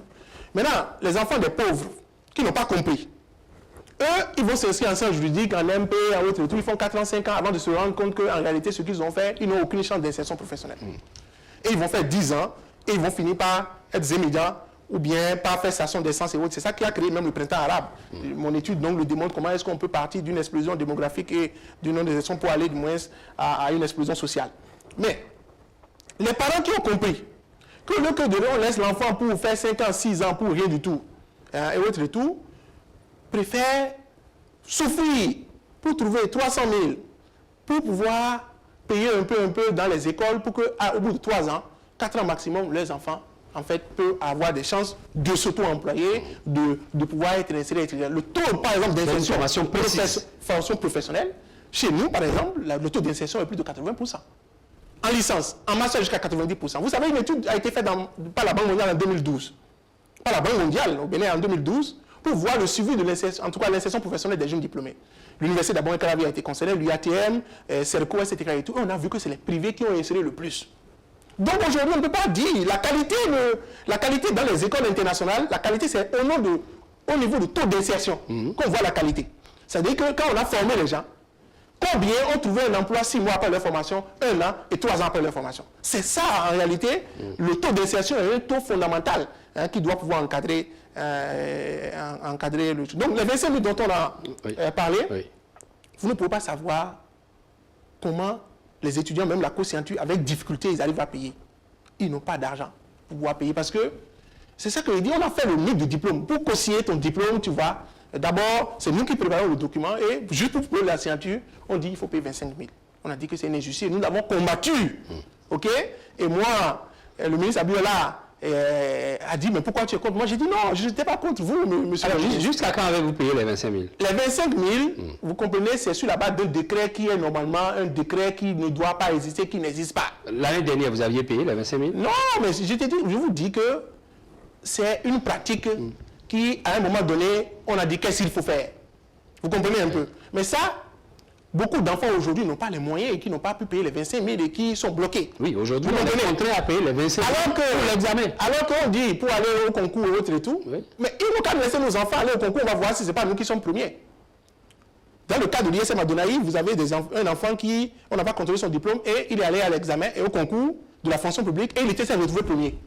Et les gens ont dit, mais comment son diplôme était tout? Et les gens ont dit, mais vous l'avez laissé tout. Donc aujourd'hui, c'est une discrimination que de ne pas laisser les enfants passer le concours alors que les étudiants, les établissements ont la reconnaissance donc, du CAMES. Et au Sénégal, partout, par ailleurs, c'est sur cette base-là en fait que c'est fait. Maintenant, les 25 000, avant, on peut concevoir que c'est pour co-signer un diplôme. Oui. Ici, c'est que tu peux aller 3 fois, 4 fois à l'examen. Et ce qu'on a inscrit dans la tête de l'enfant, c'est que tant que je n'ai pas mon diplôme, je ne peux pas donc créer une activité. Donc c'est un drame qu'on est en train de créer, c'est-à-dire que j'ai mes 180 crédits, comme je n'ai pas encore eu l'examen, je vais aller l'année prochaine. Moi, je connais des gens qui ont passé le baccalauréat pendant 10 ans, pendant 15 ans. Ils ont fini par se résoudre qui ne servent à rien pour la société. Alors que c'est des gens qui ont des capacités.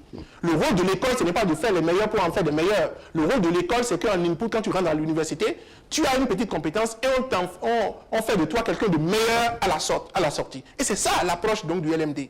Et donc, aujourd'hui, les 25 000 francs qui sont demandés aux enfants, je peux vous jurer, monsieur le président, qu'il y a des gens qui n'ont pas les 25 000.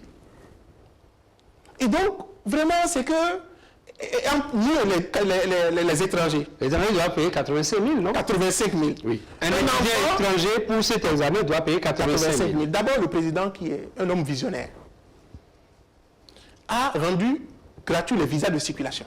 Ça veut dire quoi? Ça veut dire qu'il a compris que le monde aujourd'hui ne doit pas se renfermer. On doit vraiment avoir la mobilité. Et ça, c'est une décision qui, moi, je suis en Côte d'Ivoire. Les gens respectent cette décision. On est fiers d'être béninois quand on dit ça. Maintenant, on dit, le Togolais qui est ici, qui vient étudier chez nous, il sera traité de façon inégale avec le Béninois. Moi, je suis en Côte d'Ivoire, je vais au Burkina et autres et tout. On ne me considère pas comme un étranger. On me considère comme quelqu'un du pays. Ça se fait même que quand je vais au RIDEPES et autres, quand je dis je suis Béninois, les gens disent il est ivoirien. Il est burkinabé. Nous n'avons plus de frontières aujourd'hui.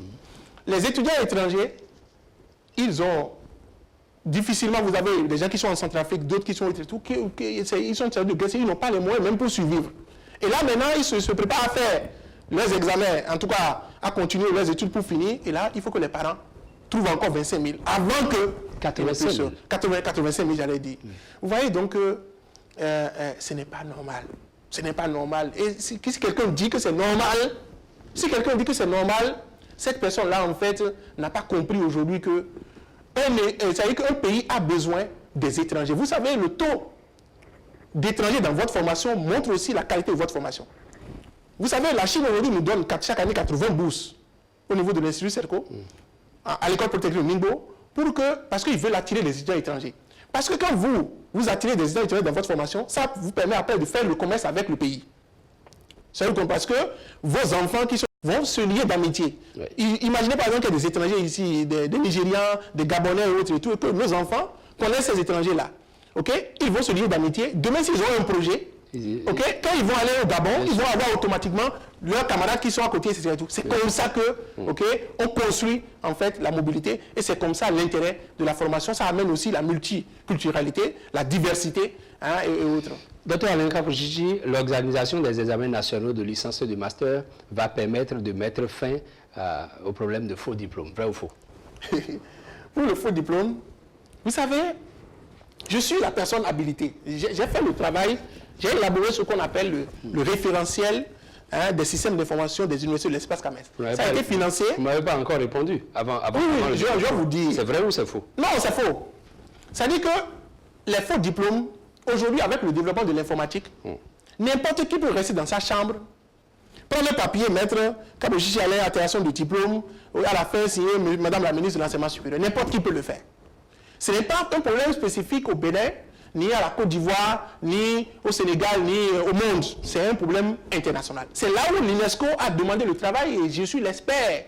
J'ai travaillé avec un collègue français, Hakim Achou, okay, mais c'est le cabinet que nous avons fait le travail qui a été validé par le Conseil des ministres de l'Enseignement supérieur. Qui dit quoi? Chaque année, chaque étudiant doit avoir, dès qu'il est rentré dans l'université, doit avoir ce qu'on appelle un identifiant national unique. Chaque formation habilitée doit avoir un identifiant, chaque établissement a un identifiant, chaque enseignant a un identifiant. Et à la fin de chaque autre tour, il y a un système de remontée automatique d'informations qui se fait vers le ministère et du ministère vers le CAMES. Ce qui fait que quand par exemple tu viens chez moi pour dire bon je veux, par exemple je dépose le diplôme, même chez l'employé, hein, chez l'entreprise, vous dites je dépose tel document, en 2 secondes, on met ton identifiant et on met également le numéro de ton diplôme, on peut savoir si c'est le vrai ou c'est le faux. Ce n'est pas ceux qui sont en train de dire là, un examen à la fin, il y aura un papier, ce papier-là peut être traficoté. Donc ce n'est pas la solution. Vous savez, ce système-là aujourd'hui est mis en place par le Sénégal, Campus SN. Et j'ai fait partie des experts qui ont travaillé et qui ont conseillé à l'époque, ils avaient mis donc des choses, des données individuelles dedans et j'ai demandé, ils ont enlevé. Après qu'on a organisé la concertation nationale. Ensuite, en Côte d'Ivoire, ça a été mis en place. Et j'ai dit, c'est quelque chose, on a les scripts qu'on peut donner au ministère gratuitement pour qu'on puisse implémenter. Donc vous voyez donc on a mal posé le problème, on a mal trouvé la solution. Aucun examen, mais les diplômes de l'UAC là ne sont pas traficotés. Vous comprenez un peu? Vous en savez quelque chose? Non, quand il traficoté, c'est que n'importe qui que s'appelait, se fait appeler le recteur B5 et signer un diplôme. Vous comprenez un peu? Non, les gens peuvent le faire. Dès lors qu'il n'y a pas un système qui permet la traçabilité, vous n'avez aucun autre moyen en fait pour savoir si un diplôme est vrai ou faux. Vous pouvez mettre même des hologrammes, n'importe quelle chose dessus, etc. Et tout, mais ce n'est pas ça qui reste de tous les gens peuvent aujourd'hui les faux billets. Voilà un problème. Les faux billets, la BCAO a un faux, quand elle est vrai billet, mais ça n'empêche pas les gens de fabriquer des faux billets. Mais ce n'est pas parce qu'on a trouvé un faux billet en circulation qu'on va dire que la BCAO est coupable. Mais il paraît que les faux diplômes se retrouvent beaucoup plus dans les établissements. Maintenant, il y a des établissements. Dans ceux délivrés par les établissements privés. Maintenant, il y a des établissements qui délivrent peut-être des faux diplômes, mais il faut les sanctionner, il faut les fermer. Vous comprenez un peu? Est-ce que vous en connaissez? Non, ça dit que le ministère, c'est ça ce que je dis. Le ministère dit qu'il y a des établissements qui ont des faux diplômes. Le ministère n'a qu'à les sortir. Et le ministère n'a qu'à les fermer. Mais on ne peut pas dire que, parce qu'on a identifié ça, mais à l'IAC, on n'a pas les passerelles, les autres et tout. Au sein de la DPS ou du PPS, est-ce qu'il est déjà arrivé qu'on identifie un établissement comme fournisseur, comme qui délivre de faux diplômes? Impossible. Ou vous n'en savez pas? Impossible. Et mieux si le ministère a les moyens, le ministère n'a qu'à le dire. Mais ce qui est important, comme je vous l'ai dit, il ne faut pas résoudre les problèmes de cette manière-là. Il faut réfléchir donc sur le long terme. Et aujourd'hui, il y a un système international d'information, de suivi de l'étudiant. Et c'est ça seul qui permet en fait de résoudre la question. Alain Kapo-Chichi, que n'avez-vous pas fait au niveau de la DPS ou du PPS, au niveau des établissements d'enseignement supérieur privé? Que n'avez-vous pas fait pour qu'aujourd'hui les choses se passent comme ça? Enfin, je suis plus clair. Il paraît que parfois des cadres du ministère rançonnent les responsables d'établissements privés. Absolument. Alors, et là, on peut le dire. Vous savez, parfois le ministère peut-être est que juge vous ne et donnez parti. plus, expliquez-nous. Oui, le ministère est juge et parti.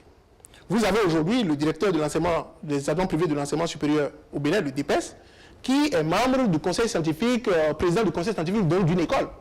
Vous avez plusieurs cadres en fait qui ont créé des établissements. Et le problème, c'est que comme eux n'ont pas les capacités de faire des écoles au même standard international, aujourd'hui, on veut ramener tout le monde au même niveau. Et donc, on fabrique des règles pour privilégier, pour ne pas privilégier. Et on a dit non, ce n'est pas normal. Les règles doivent être les mêmes pour tout le monde. Et c'est ce qu'on est en train de défendre. Voilà. Donc, et quand on crée, vous voyez par exemple la question des 60%. Oui. L'enseignement. Je vais vous dire comment les établissements sont rançonnés. Je vous ai dit que l'UNESCO a dit la norme, la règle internationale, donc de 1 sur 25. Et que maximum, c'est 25% d'emplois permanents, en tout cas d'enseignants permanents qu'on doit pouvoir avoir. Mais, on a dit qu'il faut 60%. On sait que c'est impossible et que, moi, vous savez, quand en 2008, en 2006, j'ai ouvert mon école, on dit qu'il faut que les gens aient un bac plus 5, plus 5 ans d'expérience pour pouvoir diriger une école. En 2012, on a dit qu'il faut un doctorat. Après, on a dit qu'il faut être maître assistant. Donc, on crée les règles au fur et à mesure et tout, et on vous oblige, alors que ce n'est pas fait en concertation. C'est comme si vous avez votre voiture. On a dit normalement, c'est la visite technique, l'assurance qu'il faut. Et puis, la personne qui doit fabriquer la règle au niveau national dit non, en dehors de tout ça là, il faut que votre essuie-glace, en fait, puisse être acheté il y a moins de 2 mois. Donc, on crée des règles. Vous voyez, et on vous met en situation de psychose, de l'autre et tout, et ça aboutit au rançonnement. Il paraît qu'aujourd'hui, aucune école privée d'enseignement supérieur au Bénin ne possède des diplômes accrédités par le CAMES. Oui, je viens de vous démontrer, et c'est de la malhonnêteté de le dire, parce que le ministère peut envoyer juste un mail au CAMES, le ministère peut aller sur le site du CAMES, et quand ils sont pour, et même... Vous savez, même la semaine dernière, nous avons eu des diplômes reconnus, accrédités, et le Conseil des ministres a validé tout le processus. Vous voyez, et donc ce n'est pas normal que des autorités viennent à la télé pour dire des choses de ce genre. Parce que quand vous le dites, vous créez la psychose dans la tête du parent. L'enfant qui est inscrit, il dit, est-ce que je n'ai pas mon diplôme? Pour lui, ce n'est pas un diplôme signé par le ministre de l'Enseignement supérieur, c'est un diplôme qui est reconnu chez lui, au Gabon. C'est un diplôme qui est reconnu chez lui en France. Nous avons des étudiants français qui sont dans nos formations. Et c'est pourquoi je dis que la ministre doit venir visiter nos écoles. Elle n'est jamais venue? Elle n'est jamais venue dans les écoles? Moi, je peux vous dire que quand le président Roch Kaboré a été élu au Burkina, le président Roch Kaboré a visité 2 écoles privées. Il a eu à l'IAM, Ouaga, et il a été à l'inauguration de l'école de mon doyen à Koudougou, quand était l'université l'ISIG, qui est une université de référence. Il s'est montré le chef de l'État. Comment Roch Kaboré s'est déplacé. Vous avez les gens de la Côte d'Ivoire, le ministre de l'Enseignement supérieur de la Côte d'Ivoire, avec toute une délégation de présidents d'université. Ils ont quitté la Côte d'Ivoire pour venir visiter mon école au Bénin. Oui, pendant que nous parlons, nous allons demander les images de cette visite-là et nous serons en train d'évoluer. Nous allons voir ça au passage. Cela veut dire quoi? Cela veut dire que... Il y a une visite qui a été effectuée pendant une semaine par une délégation de la Côte d'Ivoire. La Côte d'Ivoire, la directrice du cabinet et la ministre actuelle qui était présidente de l'université, ils sont venus, ils se sont passés une semaine uniquement à Serco pour voir le modèle de Serco. Mais comment vous pouvez accepter que pendant que les autres font une semaine parce qu'ils peuvent aller aux États-Unis. Donc ça, c'est la visite de la délégation ivoirienne. La délégation pour venir ivoirienne. suivre, voir l'exemple. Voir l'exemple, mais je crois qu'il faut, c'est quand même important de montrer la vidéo, s'il vous plaît. Si vous avez une seconde, Nous allons suivre ça rapidement, quelques s'il vous plaît. secondes. Oui. Dans des universités et grandes écoles de la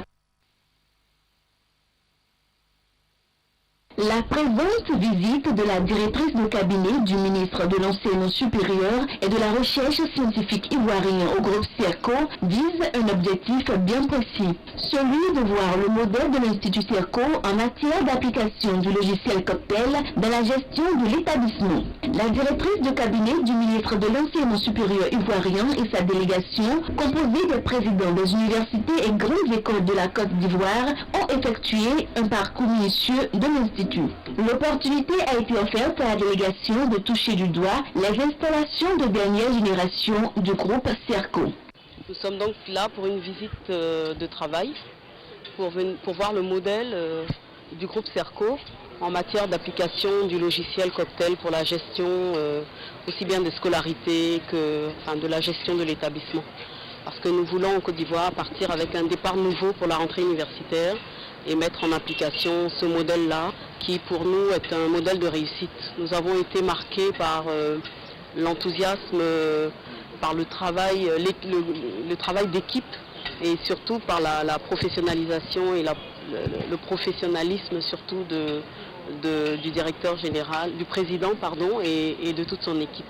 C'est un honneur pour nous, mais à la fois pour dire que CERCO aujourd'hui n'est plus seulement béninois, nous sommes dans plusieurs pays. Nous sommes au Mali, nous sommes au Burkina, nous installons en Côte d'Ivoire et tout. Et donc, pour nous, c'est très important. Ça nous montre qu'en même temps, si on veut être un modèle, il faut demeurer, il faut innover, il faut créer, il faut avancer. Et donc, tout nous montre qu'on ne doit jamais s'arrêter, on doit continuellement donc s'améliorer. Les équipements que possède l'Institut ont impressionné la délégation ivoirienne. Une technologie de pointe pour mettre les étudiants dans de bonnes conditions d'études et de travail. J'ai beaucoup apprécié l'approche genre, puisque le PDG nous a dit que sur 15 directions, il y a 11 postes qui sont occupés par des dames. Et il y a eu aussi beaucoup de promotions internes, donc source de motivation. Et il y a un système de motivation interne et d'évaluation interne continue qui permet vraiment de maintenir un certain niveau de qualité. Je crois que c'est la fierté de notre continent et son exemple doit faire école. Et moi, en tant que fraîchement nommé à l'Institut national polytechnique de Yamoussoukro, je pense que c'est un exemple à suivre et qu'on va peut-être créer un partenaire avec lui pour comprendre son expérience et lui demander de nous appuyer dans les équipements que nous allons pouvoir mettre en place et puis peut-être faire en sorte que nous aussi on soit une école publique mais qui fonctionne aussi comme le privé et dans quelques années on va discuter.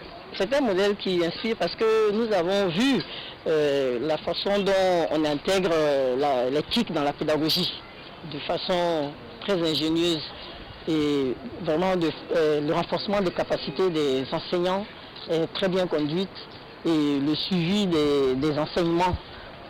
Nous qui avons une université de 60 000 étudiants avec près de 2000 enseignants et 500 organisateurs techniques, nous pensons que nous pouvons vraiment nous inspirer de ce modèle.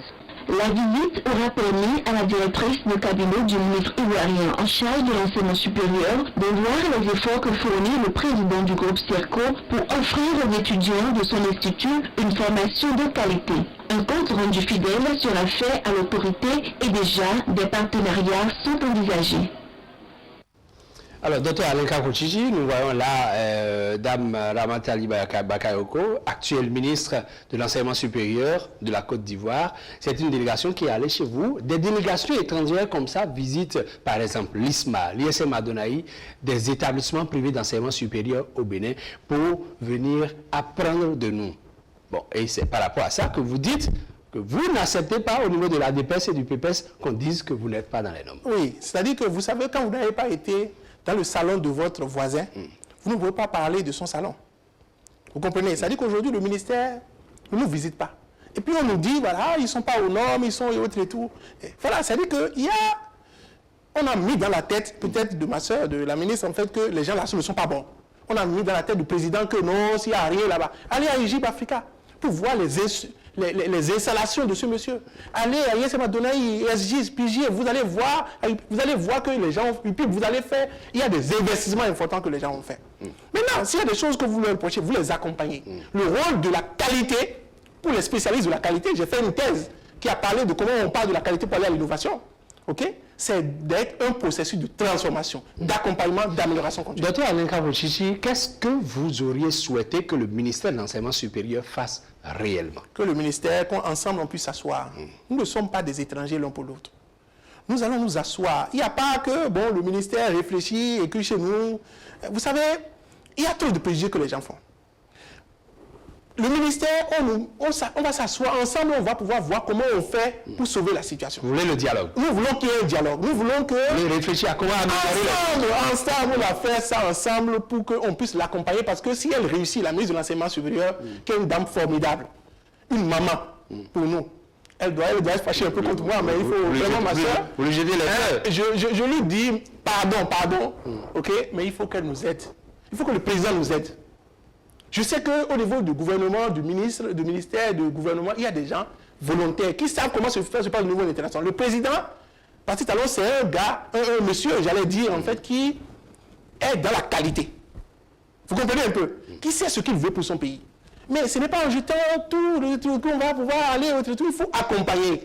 Il faut pouvoir, s'il y a des dysfonctionnements et autres, on réfléchit ensemble. Vous êtes pour la création de la cité du savoir et de l'innovation? La cité du savoir et de l'innovation, c'est la meilleure chose parce que ça nous permet de sortir de la formation où on a le diplôme simplement d'aller à l'invention et à l'innovation. Moi, je suis installé en zone franche en Côte d'Ivoire où on fabrique des ordinateurs. Vous voyez ça, c'est fabriqué en Côte d'Ivoire, c'est un 2 en 1, etc. Et tout. Mais qui aurait cru qu'en Afrique, on fabrique des ordinateurs? En Côte d'Ivoire? En Côte d'Ivoire, c'est une marque ivoirienne, mais l'État accompagne. L'État a mis près de 2,4 milliards. Oui, mais les privés aussi peuvent aider l'État. Nous pouvons aider l'État. C'est-à-dire que, vous savez, quand on parle de partenariat public-privé, nous pouvons aider l'État à faire des choses. Nous avons équipé, par exemple, des laboratoires. Nous pouvons équiper les laboratoires. Nous, en Côte d'Ivoire, on a équipé à l'université publique, on a équipé l'université Félix Houphouët-Boigny en mettant un incubateur. Aujourd'hui, le recteur, avec l'université d'Abo Calavi, le recteur Brice que je salue, qui est un homme formidable, qui comprend les enjeux dont nous parlons, etc. et tout, il a offert un partenariat pour nous accompagner, pour nos chercheurs, pour qu'ils soient inscrits même sur les listes d'aptitude du CAMES, il y a un partenariat aujourd'hui qui est installé. Nous avons dit, s'il y a un accompagnement à faire, c'est le ministère ne peut pas créer des diplômes. Avec l'université, la coordination peut se faire. Et il y a déjà même une instance qui réfléchit à ça. Donc nous pouvons faire beaucoup de choses. Il ne faut pas nous diaboliser. Et nous ne voulons pas l'affrontement. Qu'est-ce que moi j'ai comme pouvoir? Je n'ai aucun pouvoir. Mais ce que je sais, c'est que quand je suis arrivé au monde là, je n'ai rien eu. C'est-à-dire que je ne suis arrivé avec rien du tout. Je repartirai sans rien. Ce qui va rester, c'est ce que nous avons fait de notre pays. Vous rentrez dans une dimension spirituelle, monsieur. Oui, ce qui va rester, c'est ce que nous aurons laissé. Et c'est important que la jeunesse puisse comprendre que l'entrepreneuriat, au regard des problèmes de chômage que nous avons, le diplôme, quand on prend le diplôme et autres et tout, le diplôme ne vaut rien. Ça dit qu'il faut qu'ils mettent dans leur tête que le diplôme là ne vaut rien. Ce qui est important, ce qui est important, c'est la compétence que vous avez. Ce qui est important, c'est le savoir-faire que vous avez. C'est ça, quand vous arrivez en fait en entreprise, c'est ce que vous savez faire. Et c'est ce que le gouvernement, tout le monde doit être en train de dire. Vous prenez le président Patrice Talon. Mais c'est un monsieur qui a démontré qu'à défaut de piloter un avion, on peut piloter un pays. Et aujourd'hui, tout le monde voit les compétences qui sont développées. C'est ça, l'entrepreneuriat. C'est des exemples comme ça qu'il faut pour qu'on enseigne dans nos écoles. Pour dire, oublier le diplôme. Ce qui est important pour vous, c'est la compétence. Et le LMD dit, ce n'est pas la connaissance, c'est la compétence. La connaissance est importante, mais la compétence et les aptitudes, c'est ça qui est le plus important. Monsieur Alenka Bochichi, je voudrais que vous me montriez ce que vous avez déchiré. Non, je veux créer la rupture. Moi, c'est ma rupture, ça. La rupture pour dire que le mythe du diplôme, là, il faut que les gens oublient le diplôme. Il faut en finir avec. Il faut en finir avec le diplôme. C'est la compétence. Quand moi, je vous ai dit, je suis autre et tout, vous savez, est-ce que vous, les Béninois vont dire, ah, mais monsieur là, il n'a aucun autre et tout, il n'a autre et tout. Mais qui aurait pu penser que je sois capable de faire, par exemple, une expertise pour l'UNESCO? Oui, mais vous avez étudié pour ça. Et c'est le papier qui certifie la compétence. Le papier, ok, n'est qu'une présomption. Vous comprenez? De votre compétence. Mais ce qui est important, c'est quand moi qu'on fait le travail, je l'ai bien fait. Docteur Alain, et j'ai eu des félicitations à faire dans différentes Alain institutions. Kapochichi, que faire aujourd'hui, ce sera votre dernier mot, que faire aujourd'hui pour que le PPS et la DPS ne se sentent plus noyés dans le travail qu'ils sont en train de faire depuis? Non, ça dit que ma soeur, le président aussi, tout le gouvernement doit savoir que nous ne faisons pas, nous ne voulons pas, ça dit qu'on ne peut pas être contre le gouvernement. Et dans quel pays vous avez vu que les gens sont contre le gouvernement? Nous voulons accompagner le gouvernement. Nous voulons que le Bénin soit le quartier latin de l'Afrique. Et nous en sommes convaincus parce que nous allons à l'extérieur, nous voyons ce que les autres font. Vous êtes ouvert au dialogue? Nous sommes ouverts au dialogue. Au niveau de tous les établissements Au niveau de tous les établissements supérieurs. Nous allons trouver ensemble une solution. Qu'on nous appelle, qu'on puisse s'asseoir. Est-ce que vous avez déjà tendu la main? Mais le PPS et autres, tout, moi, j'ai tendu plus que la main. J'ai vu la ministre plus d'une trentaine de fois, en tout cas beaucoup de fois, j'allais dire. Ça n'a pas encore prospéré. Mais ce que je suis en train de dire, là, est-ce que ce n'est pas aussi simple? Est-ce qu'il peut y avoir une autre personne qui peut venir dire le contraire de ce que moi j'ai dit? Parce que pour moi, ce n'est pas, quand ils ont le Bénin ou bien autre, tout, c'est comment on fait pour créer un espace intégré de l'enseignement supérieur. Je suppose que c'est votre conclusion. Je crois. Je voudrais vraiment demander pardon pour les mots que j'ai dit. Parce que les gens vont dire non, ce n'est pas de l'insolence. Non, ce n'est pas que on veut. Non, ce que nous voulons faire, c'est construire ensemble. C'est aider le ministère. C'est que ceux qui parfois donnent des documents pour glisser les pots de banane de moins à la ministre, qu'elle puisse comprendre que le privé, quand elle va nous inviter, on va s'asseoir avec elle. On va lui dire ça, on peut faire ça, on ne peut pas faire. Comment on peut faire ça là maintenant? Ah, c'est déjà trop avancé. Comment on peut s'arranger?